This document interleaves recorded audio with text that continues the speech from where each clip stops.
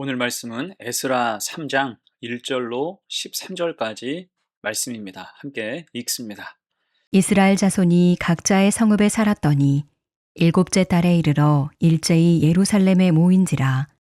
요사닥의 아들 예수아와 그의 형제 제사장들과 스알디엘의 아들 스룹바벨과 그의 형제들이 다 일어나 이스라엘 하나님의 제단을 만들고 하나님의 사람 모세의 율법에 기록한 대로 번제를 그 위에서 드리려 할세. 무리가 모든 나라 백성을 두려워하여 제단을 그 터에 세우고 그 위에서 아침 저녁으로 여호와께 번제를 드리며 기록된 규례대로 초막절을 지켜 번제를 매일 정수대로 날마다 드리고 그 후에는 항상 드리는 번제와 초하루와 여호와의 모든 거룩한 절기의 번제와 사람이 여호와께 기쁘게 드리는 예물을 드리되 일곱째 달 초하루부터 비로소 여호와께 번제를 드렸으나 그때의 여호와의 성전지대는 미처 놓지 못한지라. 이에 석수와 목수에게 돈을 주고 또 시돈 사람과 두로 사람에게 먹을 것과 마실 것과 기름을 주고 바사왕 고레스의 명령대로 백향목을 레바논에서 요빠 해변까지 운송하게 하였더라.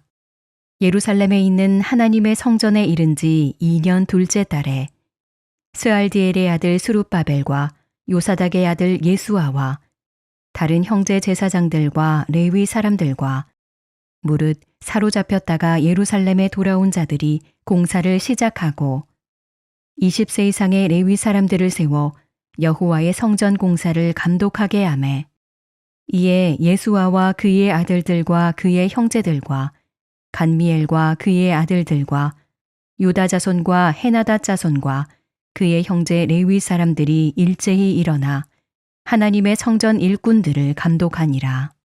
건축자가 여호와의 성전에 기초를 놓을 때에 제사장들은 예복을 입고 나팔을 들고 아삽 자손 레위 사람들은 재금을 들고 서서 이스라엘 왕 다윗의 규례대로 여호와를 찬송하되 찬양으로 화답하며 여호와께 감사하여 이르되 주는 지극히 선하심으로 그의 인자하심이 이스라엘에게 영원하시도다 하니 모든 백성이 여호와의 성전 기초가 놓임을 보고 여호와를 찬송하며 큰 소리로 즐거이 부르며 제사장들과 레위 사람들과 나이 많은 족장들은 첫 성전을 보았으므로 이제 이 성전의 기초가 놓임을 보고 대성 통곡하였으나 여러 사람은 기쁨으로 크게 함성을 지르니 백성이 크게 외치는 소리가 멀리 들리므로 즐거이 부르는 소리와 통곡하는 소리를 백성들이 분간하지 못하였더라.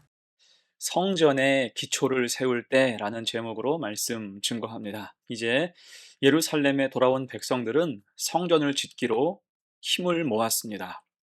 2장 68절로 70절은 이렇게 말씀하죠. 어떤 족장들이 예루살렘에 있는 여호와의 성전에 이르러 하나님의 전을 그곳에 다시 건축하려고 예물을 기쁘게 드리되 힘 잘하는 대로 공사하는 금고에 드리니 금이 6만 천 다리기요 은이 5천 마네요 제사장의 옷이 100벌이었더라. 이에 제사장들과 레위 사람들과 백성 몇과 노래하는 자들과 문지기들과 느디님 사람들이 각자의 성읍에 살았고 이스라엘 무리도 각자의 성읍에 살았더라. 아멘. 이 말씀에서 핵심이 되는 말이 있죠. 힘 잘하는 대로. 다른 말로 힘이 닿는 데까지 온전함으로 헌신했다라는 것입니다. 곧 이들 속에 희망이 가득한 거예요. 이 사람들은 70년 동안 바벨론에서 포로로 살았던 백성들로 고향을 그리워하고 성전을 사모하며 그 세월을 보냈어요. 그런데 이제 하나님께서 다시 그들을 고향으로 돌아오게 하신 거죠. 그것만으로도 감격인데 다시 이제 성전을 세울 수 있게 된 것입니다. 그러니 힘 잘하는 대로, 힘 닿는 데까지 헌신하며 하나님 앞에 서고자 한 것입니다. 그럴 때 그들은 어떻게 성전의 기초를 세웠을까? 세 가지로 생각을 해봅니다. 첫 번째, 찬송함으로 감당해요. 이제 성전의 기초를 놓을 때 이들이 제일 먼저 한 일은 찬양이었죠. 10절 말씀 읽습니다. 건축자가 여호와의 성전의 기초를 놓을 때에 제사장들은 예복을 입고 나팔을 들고 아삽 자손 레위 사람들은 재금을 들고 서서 이스라엘 왕 다윗의 규례대로 여호와를 찬송하되. 자, 여기서 주목할 단어는 다윗의 규례대로 여호와를 찬송했다는 것입니다. 우리가 잘 알듯이 다윗은 늘 하나님을 찬양한 사람이죠. 시편이 찬송이죠. 무슨 일을 만나도 그는 찬송했습니다. 그 중에서 유명한 말씀이 있어요. 시편 63편 3절과 4절입니다. 주의 인자하심이 생명보다 나음으로 내 입술이 주를 찬양할 것이라. 이러므로 나의 평생에 주를 송축하며 주의 이름으로 말미암아 나의 손을 들리다. 아멘. 이것이 다윗이 유대 광야에 있을 때 불렀던 찬송이에요. 사울이 매일 추격하는 상황, 항상 쫓기는 그 삶에서도 그는 찬양했습니다. 죽을 고비를 넘기면서도 목숨이 경각에 달린 순간에도 하나님을 찬양했어요. 찬양이 그의 무기였고 그의 방패였던 거죠. 그래서 지금 이들 역시 그 사실을 기억하면서 이제 성전의 기초를 놓으며 다윗처럼 찬송하며 나아가기로 한 것입니다. 이것이 믿음의 회복이죠. 여러분, 우리도 그래야 할 것입니다. 우린 하나님의 일, 하나님이 맡기신 일이라면 무슨 일을 하든지 찬송하며 나아갈 수 있어야 돼요. 즐거울 때는 기쁨의 찬송을 드려야 하고, 힘이 들고 어려워도 찬송하며 힘을 얻어서 나아갈 수 있어야 하는 것입니다. 찬송은 가장 쉬운 기도죠. 가장 간단한 경배입니다. 찬송은 우리 입술로 드릴 수 있는 가장 아름다운 제사인 거예요. 하나님을 향해 경배하는 마음이 있어야 어떤 상황에서도 우리 마음이 요동치지 않는 것입니다. 우리 영혼의 순서와 질서를 잡아주는 것이 찬양인 거예요. 이것이 다윗의 교훈입니다. 그렇게 우리도 늘 찬송하며 나아가는 성도가 되시기를 축원합니다. 두 번째예요. 성전의 기초를 세울 때 두 번째, 감사함으로 감당합니다. 11절 보세요. 찬양으로 화답하며 여호와께 감사하여 이르되 주는 지극히 선하심으로 그의 인자하심이 이스라엘에게 영원하시도다 하니 모든 백성이 여호와의 성전 기초가 놓임을 보고 여호와를 찬송하며 큰 소리로 즐거이 부르며. 자, 이 말씀에서 키워드는 감사하며 이르되, 곧 성전 기초를 놓을 때 감사가 흘러 넘쳤습니다. 그들이 부르고 있는 찬송의 내용을 보십시오. 주는 지극히 선하심으로 그의 인자하심이 이스라엘에게 영원하시도다. 이 고백이 여러분 얼마나 소중합니까? 사실 그들이 바벨론 포로 생활 중에는 하나님께 버림받은 것처럼 보였어요. 그런데 이제 생각하고 돌아보니 하나님의 인자하심은 변함이 없었고 그 선하심은 항상 함께 하셨으며 영원하다는 것을 깨닫게 된 것입니다. 솔직히 이스라엘의 역사 속에서 그 백성은 하나님의 은혜를 망각할 때가 많았습니다. 감사가 없으니 끊임없이 원망했고 불평했죠. 그러니 헛된 것을 섬길 때가 많았습니다. 그 불순종과 완악함이 쌓여갈 때 결국 예루살렘 성전은 무너지고 만 것입니다. 그것을 70년 동안 뼈저리게 반성하고 회개한 거예요. 이를 하나님이 이제 받으시고 때가 이르러서 그 백성을 다시 고향으로 돌아오게 하시고 이제는 성전을 건축하게 하셨으니 그 선하심을 깨달은 백성들은 온통 감사할 수밖에 없었던 것입니다. 그래서 본문 1절 보세요. 이스라엘 자손이 각자의 성읍에 살았더니 일곱째 달에 이르러 일제히 예루살렘에 모인지라. 아멘. 함께 모였습니다. 그리고 모여서 뭘 합니까?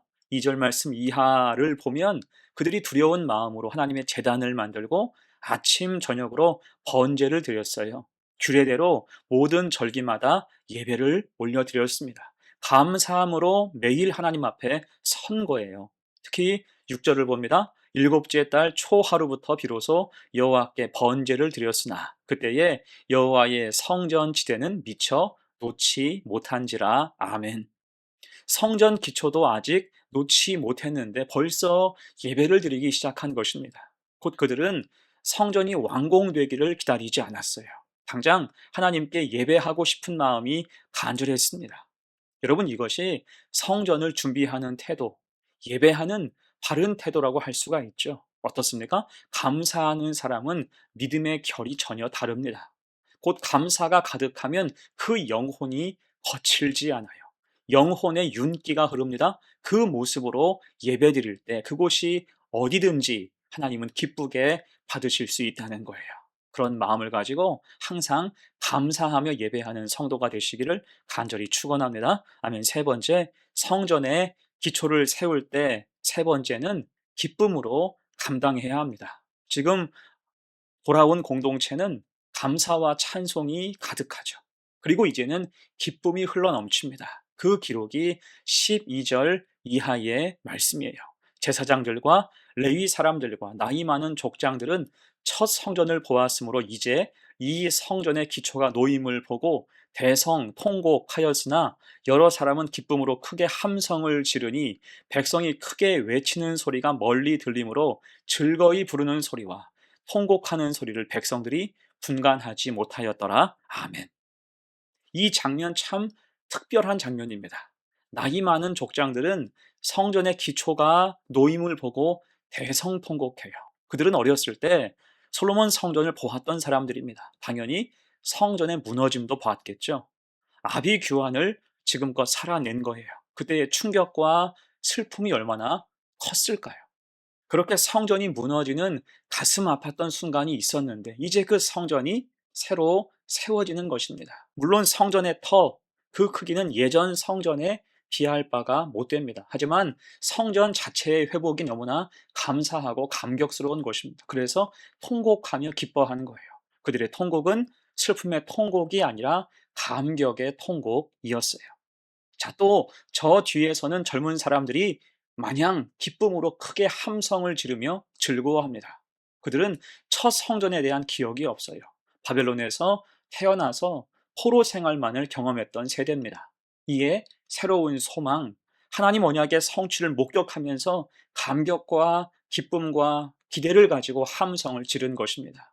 곧 지금 이스라엘 공동체는 하나님의 은혜가 충만해서 함께 웃고 함께 우는 공동체가 된 것입니다. 여러분, 이것이 하나님이 허락하시는 기쁨이죠. 교회가 교회되는 모습입니다. 이에 우리도 이런 기쁨의 찬양과 모습이 가득할 때 13절처럼 그 모습이 멀리까지 전해지도록 하나님 주시는 기쁨 속에서 하나 되어 사명을 잘 감당하며 나아가는 복된 교회와 성도가 되시기를 간절히 축원합니다. 아멘. 이제 말씀을 마무리합니다. 어거스틴은 그리스도인을 이렇게 정의했습니다. 머리에서 발끝까지 할렐루야. 머리에서 발끝까지 할렐루야. 곧 우리는 모든 존재를 다 동원해서 하나님을 찬양해야 하고 감사해야 하며 기뻐해야 하는 존재라는 것입니다. 그것이 성도의 정체성인 거예요.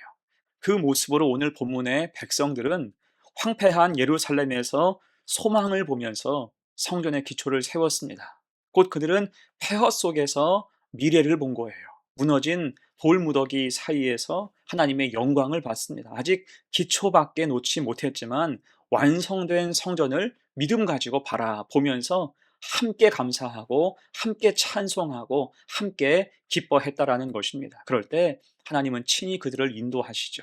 이 우리도 같은 마음으로 늘 소망 가운데 찬양하고 감사하고 기뻐하며 성전을 아름답게 주신 사명을 능력으로 잘 감당해서 복을 받는 귀한 성도들 되시기를 간절히 축원합니다. 아멘. 함께 기도합니다. 하나님 아버지, 감사합니다. 오늘 말씀을 통해 찬송과 감사와 기쁨으로 거룩한 일을 시작한 이스라엘 백성들을 보게 하시니 감사합니다. 우리도 그들처럼 어떤 상황에서도 주님을 찬양하며 범사에 감사하며 항상 기뻐하는 성도가 되게 하옵소서. 그를 통해 각자 삶의 자리에서 맡기신 사명을 능력으로 감당하게 하시고 그 일이 하나님께 영광이 되게 하옵소서. 감사드리며 예수님의 이름으로 기도합니다. 아멘.